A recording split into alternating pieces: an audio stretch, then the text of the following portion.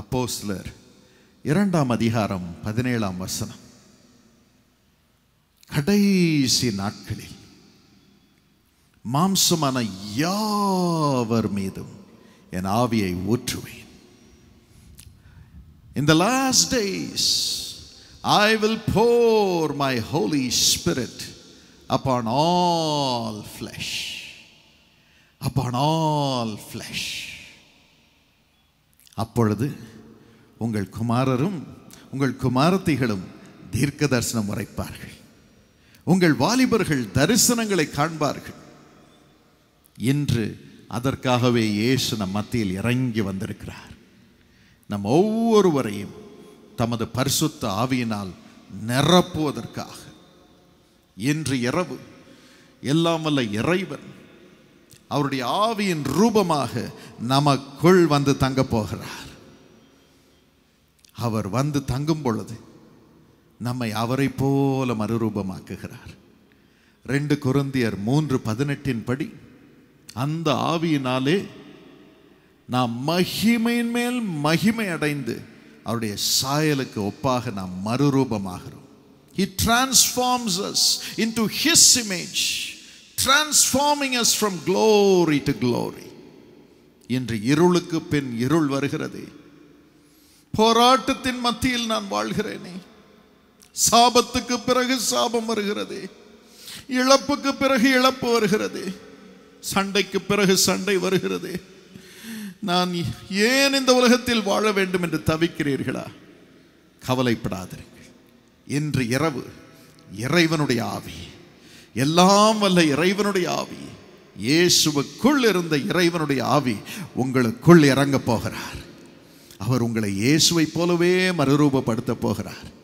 இனி துக்கத்தின் பின் துக்கம் அல்ல, இனி மகிமைக்கு பின் மகிமையை கர்த்தர் உங்களுக்கு கொடுக்க போகிறார். எத்தனை பேர் அதை விசுவாசிக்கிறீர்கள்? ஆண்டவருக்கு ஒரு பெரிய ஹalleluya சொல்லுவோமா? கரங்களை உயர்த்தி ஹalleluya, உமக்கு நன்றி இயேசுப்பா, நன்றி. நான் உங்களை திக்கற்றவர்களாக விடுவேன். நான் மீண்டும் உங்களிடத்தில் வருவேன்.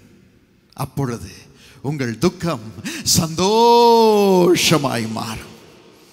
இன்று இரவு இயேசு நம் மத்தியில் இறங்கி வருகிறார்.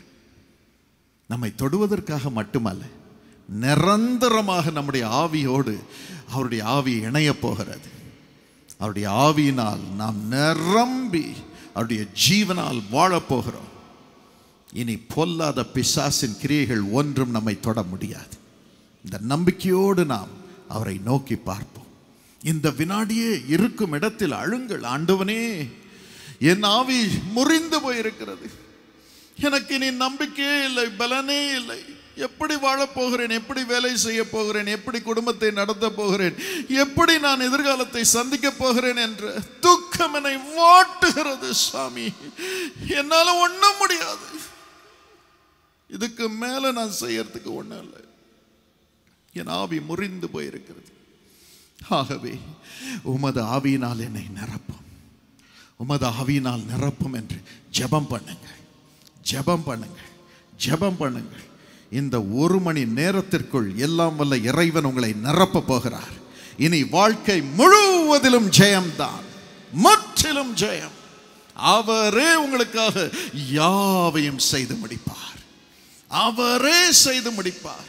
தைரியமாயிருங்கள், தைரியமாயிருங்கள். உங்கள் கண்ணீர் ஒவ்வொன்றையும், உங்கள் துக்கம் ஒவ்வொன்றையும் இயேசு அளந்து கொண்டிருக்கிறார். நீங்க எந்த அளவுக்கு அழுதிருக்கிறீர்களோ, எந்த அளவுக்கு அவமானப்படுத்தப்பட்டு இருக்கிறீர்களோ, அதை விட 100 மடங்கு ஆண்டவர் உங்களை உயர்த்தி கனம் பண்ண போகிறார், சந்தோஷத்தினால் நிரப்ப போகிறார். அதுதான் பரிசுத்த ஆவியானவருடைய வல்லமை. That's the power of God. அதற்காக தான் வந்திருக்கிறோம். ஏதோ ஒரு பாட்டு கேட்டுட்டு போகலாம், ஏதோ ஆறுதலை பெற்றுக்கொண்டு போகலாம் என்பதற்காக அல்ல. நிரந்தரமாக உங்கள் துக்கம் சந்தோஷமாய் மாறும்படியாக பரிசுத்த ஆவியானவரால் நிரம்பும்படி வந்திருக்கிறீர்கள்.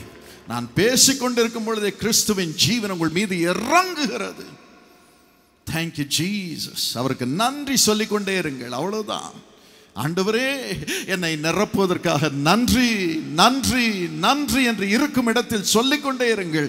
உங்கள் வாயின் பாஷை மாறும், அவருடைய ஜீவன் உங்களுக்குள் இறங்குகிறது. நீங்கள் தேவனுடைய சாயலுக்கு ஒப்பாக மாற தேவனுடைய வார்த்தையினால், தேவனுடைய பாஷையினால் ஆண்டவர் உங்களை இப்பொழுது நிரப்புவார். Right now the glory of God is coming. நீங்கள் அனாதைகள் அல்ல, திக்கற்றவர்கள் அல்ல. உலகத்தை பாராதிருங்கள், உலக மக்களை பாராதிருங்கள், யாரையும் குற்றம் காணாதிருங்கள். இயேசுவை நோக்கி பாருங்கள். உங்கள் நம்பிக்கை இயேசு, அவரே உங்களுக்கு நம்பிக்கை. அவர் உங்களை வாழ வைக்க தமது ஆவியினாலும் இப்பொழுது உங்களை நிரப்புகிறார். தைரியமாயிருங்கள். சரி, பரிசுத்த ஆவியானவர் நமக்குள் வரும் பொழுது என்ன நடக்கிறது? பரிசுத்த ஆவியானவர் தரும் ஆறுதல்கள் நம்மை நிரப்புகிறது. The comfort of the Holy Spirit. அவர் நமக்குள் வரும் பொழுது அவருடைய ஆறுதல்கள் நம்மை நிரப்புகிறது. அப்போஸ்தலர் 9:31 அதை வாசிக்கிறோம். நீங்களே தேவனுடைய ஆலயமாக இருக்கிறீர்கள் என்று வேதம் கூறுகிறது. எப்பொழுது நீங்கள் உங்கள் இருதயத்தை திறந்து, இயேசுப்பா என் இருதயத்திற்குள் வாரும் சாமி, இனி எனக்கு பாவம் வேண்டாம், இனி நான் உமது பிள்ளையாக பரிசுத்தமாய் வாழ என்னை ஒப்பு கொடுக்கிறேன் என்று நீங்கள் ஜெபிக்கிறீர்களோ, அப்பொழுது இயேசு உங்களுக்குள் வருகிறார். பாவ வழிகளில் இருந்து உங்களை விடுவிக்கிறார். அவருடைய வழியில் உங்களை நடத்துகிறார். இன்னும் நீங்கள் செய்த பாவங்களை எல்லாம் அவர் சிலுவையில் தமது சரீரத்தில் சிந்தின அவருடைய இரத்தத்தினால் கழுவுகிறார். இயேசு கிறிஸ்துவின் இரத்தம் சகல பாவங்களையும் நீக்கி நம்மை சுத்திகரிக்கிறது. தேவாதி தேவன், சர்வ வல்லவர் இயேசு என்ற பெயரிலே கடவுள் இறங்கி வந்தார். நமக்காக சிலுவையில் தம்மையே பலியாக ஒப்பு கொடுத்தார். இரத்தம் சிந்தினார். அந்த இரத்தம், அந்த புனித இரத்தம் இன்று உங்கள் பாவங்களை கழுவும். உங்களுக்குள் இயேசு வந்து தங்கும்படி உங்கள் இருதயம் பரிசுத்தமாகும். கடவுளே வந்து தங்க போகிறார். அவர் வந்து உள்ளே உட்காருவார். அந்த பாவ எண்ணங்கள், பாவ உணர்ச்சிகள், பாவ ஆசைகள், பாவ இச்சைகள், பாவத்தை நம்பி வாழும் வாழ்க்கை, அந்த சுபாவமே உங்களை விட்டு போய்விடும். இயேசுவின் சுபாவம் உங்களுக்குள் வரும். அதோடு கூட அவருடைய வழியில் நடத்த அவருடைய ஆவியும் அவர் உங்களுக்குள் வைக்கிறார். இறைவனுடைய ஆவி, இயேசுவின் ஆவி உங்களுக்குள் வந்து இறங்குகிறது. நீங்கள் தேவனுடைய ஆலயமாக மாறுகிறீர்கள். இன்று இரவு நீங்கள் இந்த உலகத்திலே, பாவம் நிறைந்த இந்த உலகத்திலே இயேசுவின் பிள்ளைகளாக அவருடைய ஆலயமாக மாறுகிறீர்கள். உங்கள் ஒவ்வொருவரையும் அவருடைய ஆலயமாக மாற்றுகிறார். நீங்கள் எங்கேயும் அவரை தேடி போக வேண்டிய அவசியமே இல்லை. உங்களுக்குள் அவர் தங்கியிருப்பார். நான் அவரை தேடி மலைக்கு போகட்டும், பள்ளத்தாக்குக்கு போகட்டும், தண்ணீருக்கு போகட்டும், அந்த மனுஷனிடம் போகட்டும், அந்த மனுஷியிடம் போகட்டும் என்று போக வேண்டிய அவசியமே கிடையாது. இல்லை என்றால் நான் இதை செய்து இறைவனை திருப்திப்படுத்தட்டும் என்று நீங்கள் ஒன்றையும் செய்ய வேண்டிய அவசியமும் இல்லை. உங்களுக்காக தெய்வமே, இயேசுவே எல்லாவற்றையும் செய்திருக்கிறார். அவரே சிலுவையில் தமது இரத்தத்தை சிந்தி இருக்கிறார். உங்களுக்கு பரிகாரத்தை உண்டு பண்ணி இருக்கிறார். நீங்கள் செய்ய வேண்டியது ஒன்றே ஒன்று, இயேசு என்ற அவருடைய பெயரை சொல்லுங்கள். இயேசுவே, என் இருதயத்தை உமக்கு கொடுக்கிறேன் என்று இருக்கும் இடத்தில் சொல்லுங்கள். ஒரே வார்த்தை. அவர் அதை நீங்கள் சொல்ல வேண்டும் என்று ஆசையாய் காத்திருக்கிறார். என் பிள்ளை என்ன பேர் சொல்லி கூப்பிட மாட்டானா? என் பிள்ளை என்ன பேர் சொல்லி கூப்பிட மாட்டாளா? அப்பா நீங்க என்கிட்ட வாங்க என்று சொல்லி கூப்பிட மாட்டாளா என்று ஆசையா காத்துக்கிட்டு இருக்கார். ஆசையா காத்துக்கிட்டு இருக்கார். இன்று இரவு கூப்பிடுங்கள்.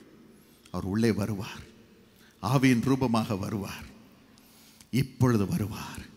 இப்பொழுது வந்து கொண்டிருக்கிறார். இப்பொழுது நீங்கள் கேட்கும் பொழுதே இறங்கி கொண்டிருக்கிறார். தெய்வம் உங்களுக்குள் இறங்கி கொண்டிருக்கிறார். இருதயத்தை திறந்து அதற்காக அவருக்கு நன்றி சொல்லுங்கள். நம்பிக்கையோடு நன்றி சொல்லுங்கள். அவர் வந்து உங்களுக்குள் தங்கும் பொழுது பாருங்கள், இப்பொழுது அவருடைய ஆறுதல்கள் உங்களை நிரப்புகிறது. வேதம் கூறுகிறது, சங்கீதம் 94:18-19, என் உள்ளத்தில் விசாரங்கள் பெருகுகையில் உமது ஆறுதல்கள் என்னை தேற்றுகிறது.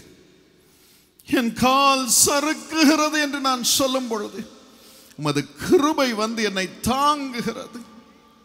என் மகனே, என் மகளே, உன்னை நான் தாங்குவேன் என்று சொல்லி நம்மை ஆற்றுகிறார், தேற்றுகிறார். இன்று அதற்காக தான் தமது ஆவியினால், பரிசுத்த ஆவியினால் நம்மை ஆண்டவர் நிரப்பிக் கொண்டிருக்கிறார். நிரப்பிக் கொண்டிருக்கிறார். இயேசுவையே நோக்கி பாருங்கள். பக்கத்தில் இருப்பவர்களை மறந்து விடுங்கள். வீட்டில் இருப்பவர்களை மறந்து விடுங்கள். உங்கள் துக்கங்களை மறந்து விடுங்கள். இது இயற்கைக்கு மேற்பட்ட ஒரு நேரம். இயற்கைக்கு மேற்பட்ட ஒரு நேரம். இருக்கும் இடத்தில் அழுங்கள், அழுது கொண்டே இருங்கள். இப்பொழுது இயேசப்பா என்னை நிரப்பும், உமது ஆவியினால் நிரப்பும் என்று சொல்லிக்கொண்டே இருங்கள். அவருடைய ஆறுதல்கள் இப்பொழுதே உங்களை நிரப்பிக் கொண்டே இருக்கிறது. தெய்வத்தின் ஆறுதல்கள் அவருடைய பிரசன்னத்தினால் உங்களை நிரப்பிக் கொண்டே இருக்கிறது. பாருங்கள், வேதத்திலே அப்போஸ்தலர் 8:10 சீமோன் என்ற மாய வித்தைக்காரன் ஒருவன் இருந்தான். அவன்தான் தேவனுடைய மகா பெரிய சக்தி என்று எல்லாரும் நினைத்தார்கள். அப்படி அற்புதங்களை செய்வான். மாய வித்தையினால் ஜனங்களை பிரமிக்க செய்தான். இவன் தேவனுடைய பெரிய சக்தி என்று எல்லாரும் சொன்னார்கள். ஆனாலும் இயேசுவின் சீஷர்கள், அப்போஸ்தலர்கள் அந்த பட்டணத்திற்கு வந்த பொழுது அவர்கள் மூலமாக இயேசுவின் நாமத்தினாலே ஜனங்களுக்கு அற்புதங்கள் நடைபெற்றது. அதோடு கூட அவர்கள் யார் யார் மீது கைகளை வைத்து ஜெபம் பண்ணினார்களோ அவர்கள் மீது இறைவனுடைய ஆவி, இயேசுவின் ஆவி இறங்கினார். அதை அவன் பார்த்தான். அவன் சொன்னான், நான் மாய வித்தை செய்கிறேன், அதிசயங்களை செய்கிறேன், ஆனால் இறைவனுடைய ஆவியை ஒரு மனுஷனுக்குள் என்னால் கொண்டு வர முடியலையே. ஆம் பிரியமானவர்களே, இந்த உலகத்தின் மாய வித்தைகள், மாயா ஜாலங்கள் எல்லாம் மனுஷிக பிரகாரமாக செயல்படுகிறது. அற்புதங்கள் நடைபெறக்கூடும், ஆனால் இறைவனை ஒரு மனுஷனுக்குள் கொண்டு வர முடியாது. இயேசுவை கொண்டு வர முடியாது. அதற்கு தான் நாம் இறைவனுடைய ஆவியை பெற வேண்டும். தெய்வமே வந்து நமக்குள் தங்குகிறார். அற்புதங்கள் நடக்கக்கூடும், ஆனால் எவ்வளவு நாள் அது நிலைக்கும் என்று தெரியாது. ஒரு அற்புதம் நடக்கும், அதன் பிறகு வேறொரு பெரிய ஆபத்து வரும், அதன் பிறகு வேறொரு பெரிய ஆபத்து வரும். ஆனால் ஒருவன் கிறிஸ்துவுக்குள் இருந்தால் அவன் புதிய சிருஷ்டியாக இருக்கிறான். பழையவைகள் எல்லாம் ஒளிந்து போயின, எல்லாம் புதிதாயின. அதுதான் இயேசு கிறிஸ்துவின் நாமத்திலும் அவருடைய இரத்தத்திலும் அவருடைய ஆவியிலும் இருக்கும் வல்லமை. இன்று அந்த கிருபையை கர்த்தர் உங்களுக்கு கொடுக்க விரும்புகிறார். இன்று இரவு அவருடைய ஆவியானவர் இறங்கி வரும் பொழுது அவரே வந்து நம்மில் தங்குகிறார். சீமோன் பார்த்தான், எனக்கும் இது வேணும், எனக்கும் இந்த வல்லமை வேணும் என்று சொல்லி காசெல்லாம் எடுத்துக்கிட்டு இயேசுவின் சீஷர்களிடம் செல்லுகிறான். பேதுருவிடம் போய், எனக்கு இந்த வல்லமை வரணும், ஆகவே இந்த காசை வச்சுங்க, எனக்கு இந்த வல்லமையை தாங்க என்று கேட்டான். ஆனால் பேதுரு சொன்னான், தேவனுடைய வரத்தை பணத்தினாலே சம்பாதித்து கொள்ளலாம் என்று நீ நினைத்தபடியினால் உன் பணம் உன்னோடே கூட நாசமாய் போக கடவுது. அவன் சொல்லுகிறான், நீ கசப்பான பிச்சிலும் பாவ கட்டிலும் அகப்பட்டிருப்பதை காண்கிறேன். தேவனுடைய ஈவை, இறைவனுடைய ஆவியை பணத்தினால் நாம் கொள்ள முடியாது. அது இறைவனுடைய ஈவு, அவருடைய கிருபை. யாருக்கும் அதை கொடுக்கிறார், எவருக்கும் அதை கொடுக்கிறார், எந்த நேரத்திலும் அதை கொடுக்கிறார். கேட்கிறவன் எவனும் பெற்றுக்கொள்ளுகிறான். இன்று இரவு நாம் கேட்போம். உடனே சீமோன் கதறுகிறான், ஐயோ, நீங்க சொன்ன ஒன்றும் ஒரு தீங்கும் எனக்கு நேரிடாதபடி எனக்காக வேண்டிக் கொள்ளுங்கள் என்று அவன் வேண்டுதல் செய்தான். பிரியமானவர்களே, மாய வித்தையினால் அல்ல, தேவனுடைய ஆவியினாலே நாம் வாழும்படியாக ஆண்டவர் நம்மை ஆசீர்வதிக்க இறங்கி வந்திருக்கிறார். கடவுளே நமக்குள் வர விரும்புகிறார். நமக்கு எதற்கு மாய வித்தையின் அதிசயங்கள், அற்புதங்கள் எல்லாம்? மனுஷனுடைய தயவு எதற்கு? இன்று இரவு நீங்கள் இயேசுவை சுமந்து கொள்ள முடியும், அவருடைய ஆவியை சுமந்து கொள்ள முடியும். அவருடைய வழி நடத்துதலினால் நீங்கள் முற்றிலும் ஜெயம் கொள்ள முடியும். எத்தனை பேருக்கு இயேசுவின் ஆவி உங்களுக்குள் இறங்க வேண்டும் என்ற ஆசை? கரங்களை உயர்த்தி இயேசுவிடம் சொல்லுங்கள், ஆண்டவனே, எனக்குள்ள வாரம் சுவாமி, எனக்குள்ள இப்போ வரும் சாமி என்று ஜெபம் பண்ணுங்கள். இப்பொழுதே அவர் இறங்கி கொண்டிருக்கிறார். மனுஷனை தேடி ஓடி ஓடி ஓடி சோர்ந்து போயிருக்கிறீங்க. நிறைய பேர் சோர்ந்து போயிருக்கிறீங்க. இன்னைக்கு தெய்வமே உங்களுக்குள் வருகிறார், உங்களை தேடி வருகிறார். அவருடைய ஆவியினால் நிரந்தரமாக நிரப்புகிறார். முற்றிலும் ஜெயம், முற்றிலும் ஜெயம். ஆசீர்வதியும் ஏசப்பா. ஒவ்வொருவருக்குள்ளும் இப்பொழுது இறங்கும் அது ஆவி. இறங்குவீராக ராஜா, இறங்குவீராக, இறங்குவீராக. என்னுடைய தந்தை 7 வருடங்களாக இயேசுவின் ஆவிக்காக வேண்டிக் கொண்டிருந்தார். அப்பொழுது ஒரு நாள் பேங்க் வேலை முடித்துவிட்டு மிகுந்த களைப்போடு வீட்டிற்கு வந்தார். குடும்ப ஜெபம் செய்தார்கள். சாப்பிட்ட பிறகு ரொம்ப களைப்பு. எங்கள் தாத்தா ஜெபம் பண்ணிட்டு இருந்தாங்க. எங்கள் அப்பாவுக்கு ஜெபத்தை கேட்கவே முடியல. ஒருவேளை நீங்கள் கூட அப்படி உட்கார்ந்து கொண்டிருக்கலாம். முதுகு வலி கொல்லுகிறது, பயம் கொல்லுகிறது, பிசாசின் போராட்டம் என்னை தடுமாறச் செய்கிறது என்று சொல்லி கொண்டிருக்கக்கூடும். இன்னும் கொஞ்ச நேரத்திலே தேவாவி இறங்க இறங்க இறங்க அவைகள் எல்லாம் இப்பொழுது மறையும். அவருடைய ஆவியானவர் உங்களை உறுதிப்படுத்தி பலப்படுத்தி கொண்டிருக்கிறார் என்று பரிசுத்த ஆவியானவர் சொல்லுகிறார்.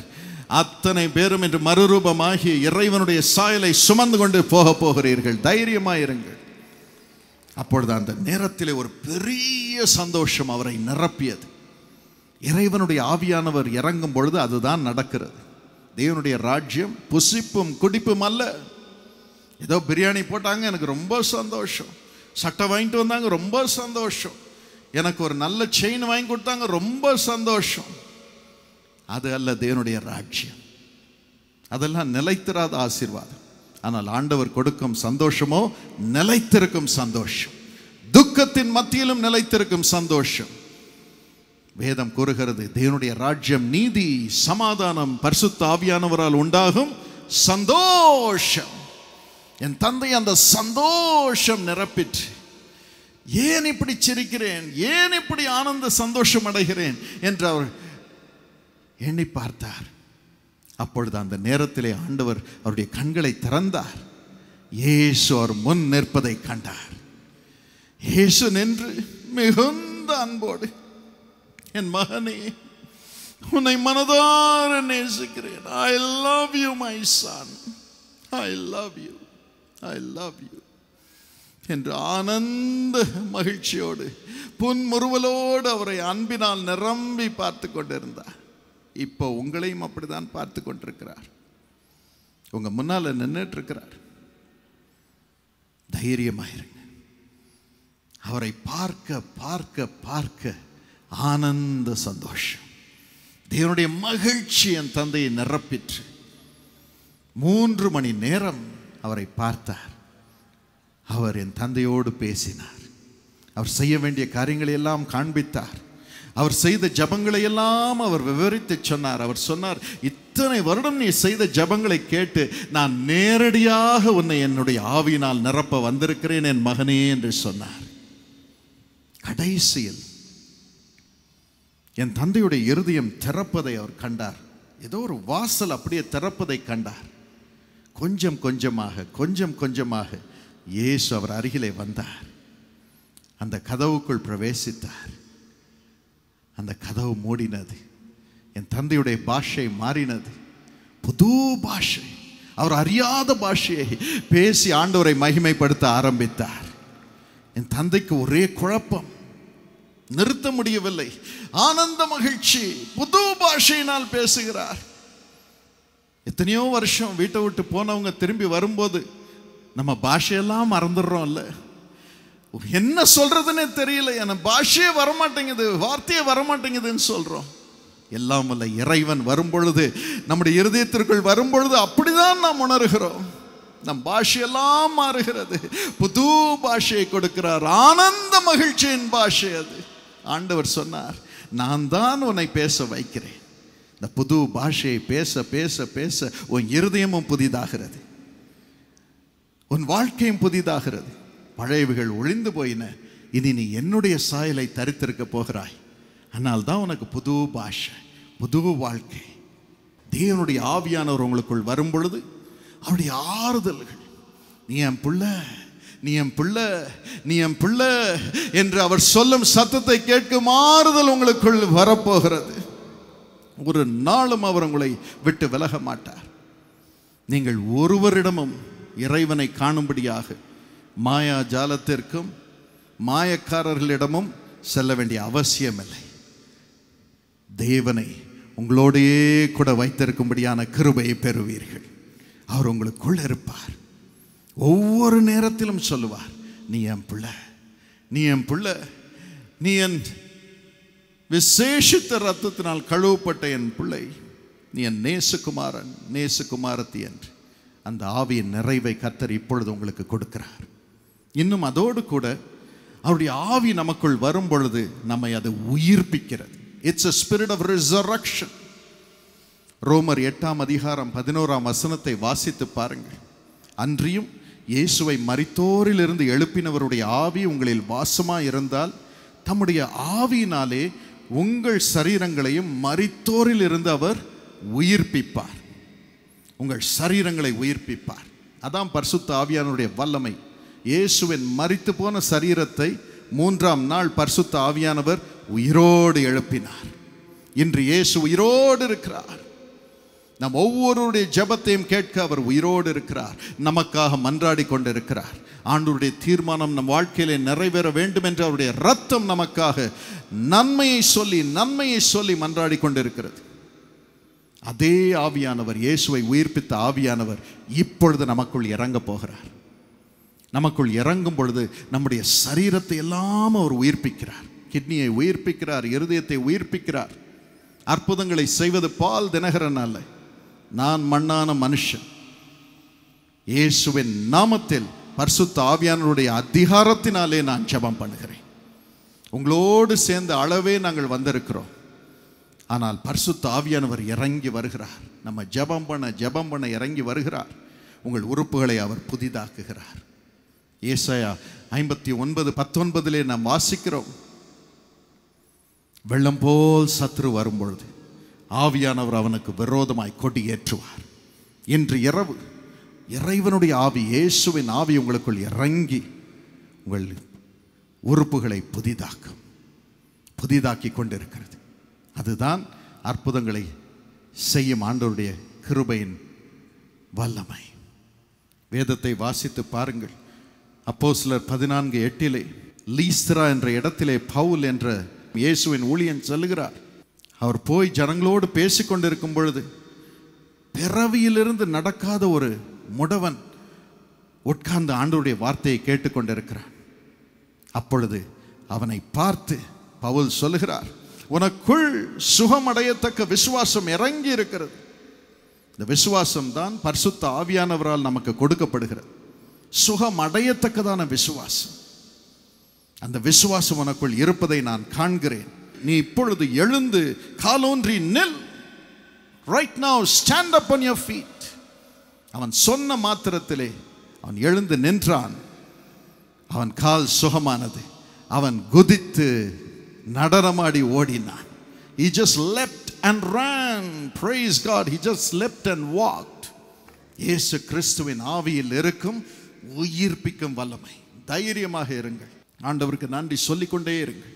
அவருடைய ஜீவன் இறங்கி கொண்டே இருக்கிறது. எல்லாம் புதிதாயின, எல்லாம் புதிதாயின. எல்லாரும் சத்தமாக சொல்லுங்கள், எல்லாம் புதிதாயின. ஏசப்பா நம்புகிறேன், எல்லாம் புதிதாயின. மக்கு ஸ்தோத்திரம், மக்கு ஸ்தோத்திரம், மக்கு ஸ்தோத்திரம். அதே ஆவியானவர், இறைவனுடைய ஆவி, இயேசுவின் ஆவி உங்களுக்குள் வரும் பொழுது அவர் வரும் காலத்தை உங்களுக்கு காட்டுவார். வரும் காலத்தை காட்டுவார். நீங்க யார்கிட்டையும் போய் எனக்கு என்ன நடக்க போகுதுன்னு கேட்க வேண்டிய அவசியம் இல்லை. இயேசுவின் ஆவி உங்களுக்குள் வரும் பொழுது வரும் காலத்தை உங்களுக்கு காட்டுவார். யோவான் 16:13 படி. ஏனென்றால் அவர் உங்களுக்காக, உங்கள் வாழ்க்கைக்காக, எதிர்காலத்துக்காக எல்லாவற்றையும் இறைவனாகிய அவரே திட்டமிட்டு வைத்திருக்கிறார். தேவனே திட்டமிட்டு வைத்திருக்கிறார். அந்த திட்டங்கள் நிறைவேற வேண்டும் என்றுதான் இயேசு தம் இரத்தத்தை சிந்தி பலியாக அவரை ஒப்பு கொடுத்திருக்கிறார். ஆகவே பரிசுத்த ஆவியானவர் வரும்பொழுது அவர் இயேசுவின் இரத்தம் உங்களுக்காக சிந்தப்பட்டது நிமித்தம் அவர் நன்மையானவைகளை சொல்லி சொல்லி என் பிள்ளைக்கு எல்லாம் வல்ல இறைவன் திட்டமிட்டு வச்சிருக்கிறார். இந்த டிகிரி படிக்கணும், இந்த பையனை கல்யாணம் பண்ணணும், இவ்விதமாக அவள் வாழ்க்கை செழிப்போடு இருக்கணும், அவர்கள் ஆண்டவருடைய மகிமையை இப்படி வெளிப்படுத்தணும் என்று எல்லாம் திட்டமிட்டு வைத்திருக்கிறார். எத்தனை பேர் அதை நம்புகிறீர்கள்? சொல்லுங்கள், இயேசப்பா என் எதிர்காலத்திற்காக எல்லாவற்றையும் திட்டமிட்டு வைத்திருக்கிறீர், மக்கு ஸ்தோத்திரம். அந்த திட்டத்தை பரிசுத்த ஆவியானவர் தான் உங்களுக்கு வெளிப்படுத்துகிறார். பாருங்கள், தாவீது சொல்லுகிறான் 1 நாளாகமம் 28:19 ஆண்டவருடைய கரம் என் மீது இருக்கிறது, அந்த கரம் என் மீது தேவனுடைய திட்டத்தை எழுதியிருக்கிறது, வரைந்திருக்கிறது. தேவனுடைய கரம் உங்களுக்குள் தேவன் உங்களுக்கு வைத்திருக்கும் திட்டத்தை உங்கள் இருதயத்திலே வரைகிறார். அதுதான் தீர்க்க தரிசனம். உங்கள் குமாரரும் உங்கள் குமார்த்திகளும் தீர்க்க தரிசனம் உரைக்கிறார்கள். இன்று முதல் நீங்கள் ஆண்டவர் உங்கள் எதிர்காலத்திற்கு வைத்திருக்கும் திட்டத்தை தீர்க்க தரிசனமாக உங்கள் வாயின் மூலமாகவே நீங்கள் அறிவிக்க போகிறீர்கள். உங்கள் பிள்ளைங்களுக்கு வச்சிருக்கும் தீர்மானத்தை நீங்கள் பெற்றோராக அறிவிக்க போகிறீர்கள். நீங்கள் அப்படி அறிவிச்சிங்கன்னா உங்கள் பிள்ளைங்க ஒரு நாள் உங்களை வெறுக்க மாட்டார்கள். உங்கள் பிள்ளைங்க உங்களை கனம் பண்ணுவாங்க. உலக பிரகாரமாக பிள்ளைங்க முன்னால் நம்ம பேசுறதுனால தான் பிள்ளைகள் நம்மை மதிப்பதில்லை. அப்பாவுக்கே ஒன்றும் முடியல, இவரை எதுக்கு நம்ம மதிக்கணும்? இல்லை பிரியமானவர்களே, உங்கள் பிள்ளைகளுக்கு பாக்கியத்தை கொண்டு வருவது நீங்கள் தான். எப்படி? தீர்க்க தரிசனம் உரைக்கும் கிருபையை நீங்கள் பெற்றுக்கொள்ளும் பொழுது இறைவனுடைய திட்டத்தை உங்கள் பிள்ளைகளுக்கு நீங்கள் கொண்டு வர முடியும். நீங்கள் என்ன தீர்க்க தரிசனமாக இறைவனுடைய திட்டத்தை அறிவிக்கிறீர்களோ அதை அப்படியே பரிசுத்த ஆவியானவர் உங்கள் பிள்ளைகளுக்கு நடப்பிப்பார். எங்கள் அப்பா எனக்கு அப்படி செய்ததினால்தான் நான் இன்று ஆண்டவரையும் என் பெற்றோரையும் மதித்து அவருடைய சித்தத்தை நிறைவேற்றுகிறேன். என் பிள்ளைங்க அதனால தான் ஆண்டவருடைய சித்தத்தை நிறைவேற்றுகிறார்கள். என் மனைவி மூலமாக ஆண்டவருடைய வார்த்தை விளங்குகிறது. அதனால் எங்கள் பிள்ளைகள் கர்த்தருடைய சித்தத்தை நிறைவேற்றுகிறார்கள். எங்கள் குடும்பத்திலே மிகப்பெரிய சந்தோஷம். இன்றும் ஆண்டவர் அவர் தீர்மானம் பண்ணினவைகளை உங்கள் வாயின் மூலமாக தீர்க்க தரிசனமாக நீங்கள் ஜெபிக்கும் பொழுது அறிவிப்பார். பாருங்கள், தானியேல் 5:23-24 தேவனுடைய கரம் சுவரிலே எழுதினது. அவன் செய்த பாவங்களின் நிமித்தம் தேவனுடைய தண்டனை சுவரிலே எழுதப்பட்டது.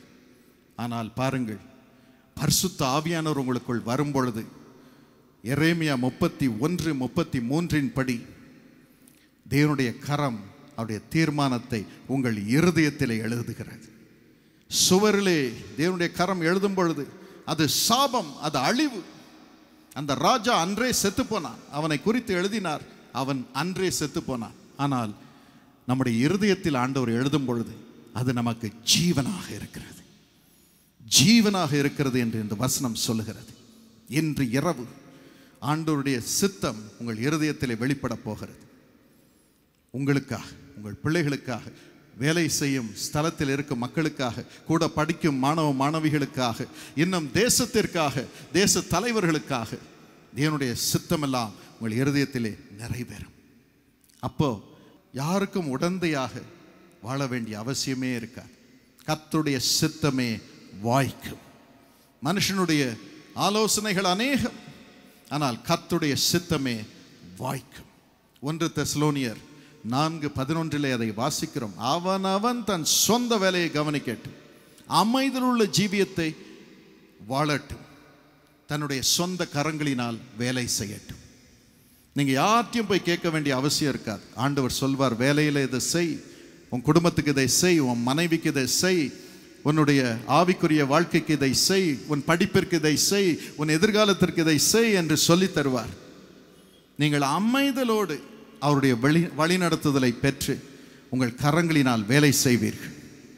ஆண்டவர் அதை வாய்க்கச் செய்து உங்களை ராஜாக்களுக்கு முன்பதாக நிறுத்துவார், ராஜாக்களுக்கு ஆலோசனை கொடுக்கும்படி நிறுத்துவார். என்னுடைய வாழ்க்கையில் அதைத்தான் நான் பார்த்து வருகிறேன். காலையில் என்னை எழுப்புகிறார், வேதத்தை வாசிக்க வைக்கிறார், பரிசுத்த ஆவியானவரால் என்னை நிரப்புகிறார், அந்த நாளில் செய்ய வேண்டியதை எல்லாம் சொல்லி தருகிறார். இயேசு அழைக்கிறார், ஊழியத்தில் இதை செய், காருண்யாவில் இதை செய், தேச தலைவர்களுக்கு இதை சொல்லு, அவள் உடனே வாசலை திறந்து என்னை அழைக்கிறார்கள். அவளிடம் போய் ஆண்டவர் சொல்வதை சொல்லுகிறேன். மற்ற ஊழியர்களுக்கு இதை செய், உன் மனைவிக்கு இதை செய், உன் பிள்ளைங்களுக்கு இதை செய் என்று ஆண்டவர் வெளிப்படுத்துகிறார். அதை செய்யும் பொழுது நாம் செழிக்கிறோம்.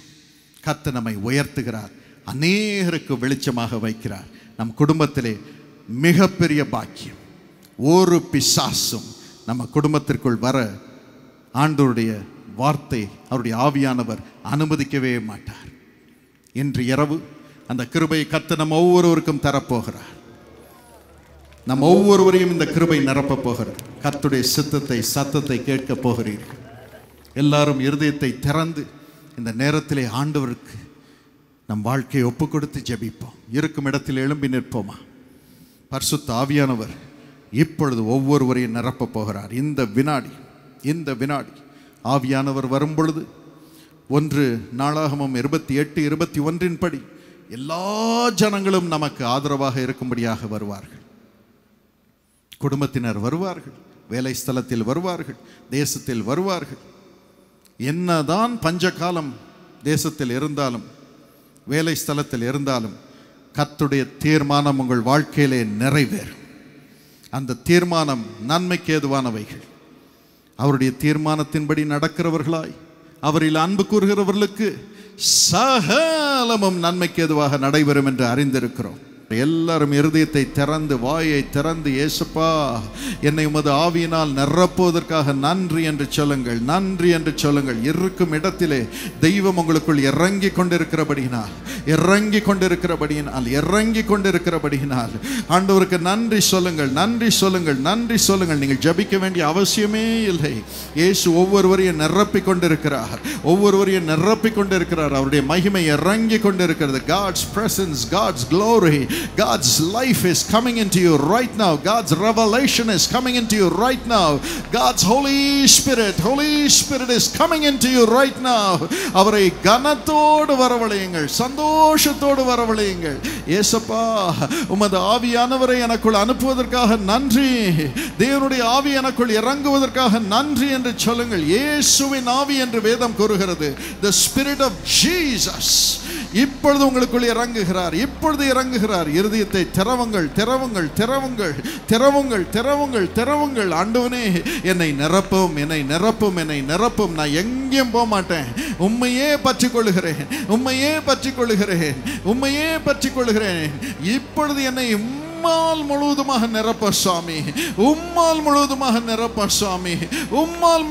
நிரப்பும்.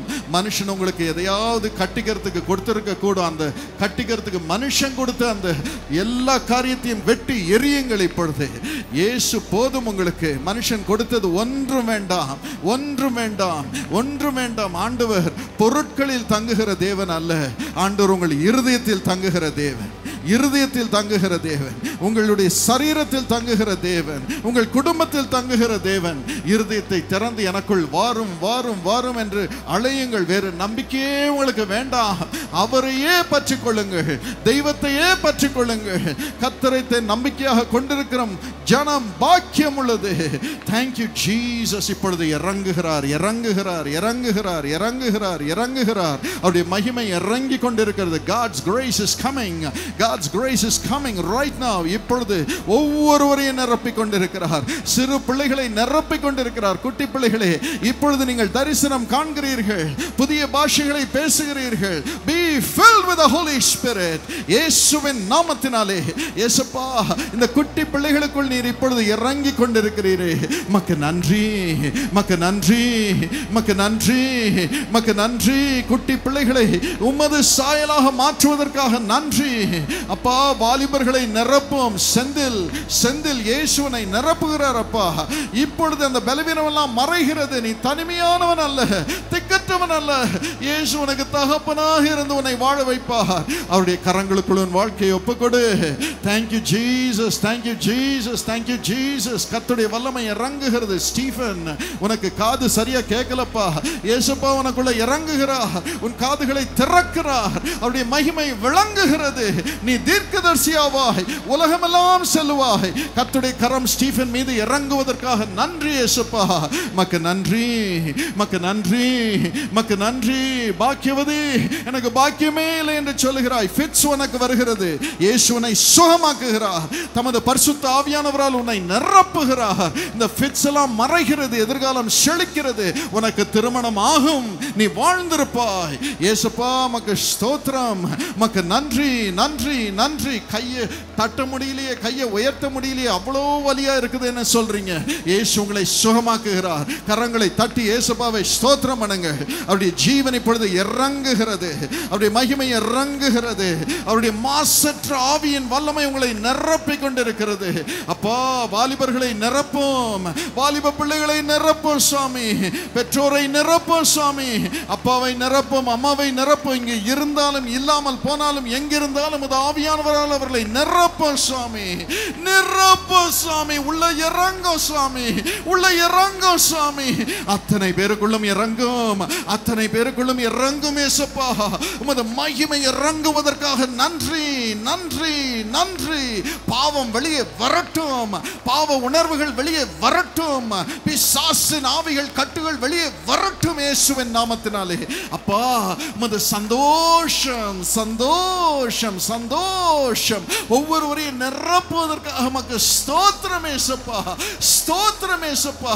நீ திக்கற்றவன் அல்ல, நான் உனக்குள் இறங்குகிறேன் என்று சொல்லி சந்தோஷ ஆவியினால் அவர்களை நிரப்புவதற்காக நன்றி இயேசுப்பா. வாயின் பாஷை மாறட்டும், ஜீவனுள்ள பாஷை இறங்கட்டும், பரிசுத்த பாஷை இறங்கட்டும், உத்தம பாஷை இறங்கட்டும் இயேசுப்பா. மது மகிமை இறங்குவதற்காக நன்றி, நன்றி, நன்றி இயேசுப்பா. மது ஜீவன் இறங்குவதற்காக நன்றி இயேசுப்பா. மது மகிமை இறங்குவதற்காக நன்றி இயேசுப்பா. ஒவ்வொரு வரையும் நிரப்ப சுவாமி. இட்டம் கொள்ளாமல் போக மட்டும், ஆசீர்வாதத்தை கொடுக்கும்படியாக இட்டம் கொள்ளாமல் போக மட்டும் அது ஆவியினால் நிரப்ப சுவாமி. நீர் அப்படி செய்வதற்காக நன்றி. வாயை திறந்து எல்லாரும் ஆண்டவருக்கு நன்றி சொல்லுங்கள், நன்றி சொல்லுங்கள், நன்றி சொல்லுங்கள். தெய்வம் இறங்குகிறார், தெய்வம் இறங்குகிறார். நிரப்பும், நிரப்பும், நிரப்பும், நிரப்பும், நிரப்பும் அப்பா. நீர் நிரம்பும் பொழுது, அவர்களுக்குள் நிரம்பும் பொழுது அவர்களுக்கு புது உறுப்புகளை உருவாக்கும், புது ஆவியை உருவாக்கும், புது குடும்ப வாழ்க்கையை உருவாக்கும், புது வேலையை உருவாக்கும், புது பிசினஸை உருவாக்கும், பிசினஸ்ல புது வாழ்க்கையை உருவாக்கும், குடும்பத்திலே புது வாழ்க்கையை உருவாக்கும், படிப்பிலே புது வாழ்க்கையை உருவாக்கும், உருவாக்கும், உருவாக்கும், உருவாக்கும். புது ஆவி, புது ஆவி, கிறிஸ்துவின் ஆவி, உயிர்ப்பிக்கும் ஆவி, ஆறுதல் படுத்தி நான் உன்னோடு இருக்கிறேன் என்று சொல்லிக்கொண்டே இருக்கும் ஆவி. ஆண்டவரே, எதிர்காலத்தை காட்டும் ஆவி, நடத்தும் ஆவி, வெற்றி பெற வைக்கும் ஆவி. எஸ் லார்ட், உமது ஆவியானவர் உமது பிள்ளைகளுக்குள் இறங்குவீராக, இறங்குவீராக சுவாமி, இறங்குவீராக. உமக்குள் முற்றிலும் ஜெயம் கொள்ளும்படி அவர்களுக்கு கிருபை தாரும் ஏசப்பா. தாரும், தாரும், தாரும், தாரும், தாரும். கிறிஸ்துவின் வல்லமை இறங்கி கொண்டிருக்கிறது. அவருக்கு மகிமை சொல்லுங்கள், அவருக்கு நன்றி சொல்லுங்கள். அவருடைய ஜீவனால் நிரம்புங்கள். Right now, right now, right now. எல்லா பழைய சாபங்களும் வெளியே வருவதாக, எல்லா சாபத்தின் ஆவியும் வெளியே துரத்துகிறேன் இயேசுவின் நாமத்தில். இருளின் ஆவிகள் வெளியே துரத்துகிறேன் இயேசுவின் நாமத்தில். மது மகிமை இறங்குவதற்காக நன்றி. கோடா கொடி நன்றி, கோடா கொடி நன்றி, கோடா கொடி நன்றி.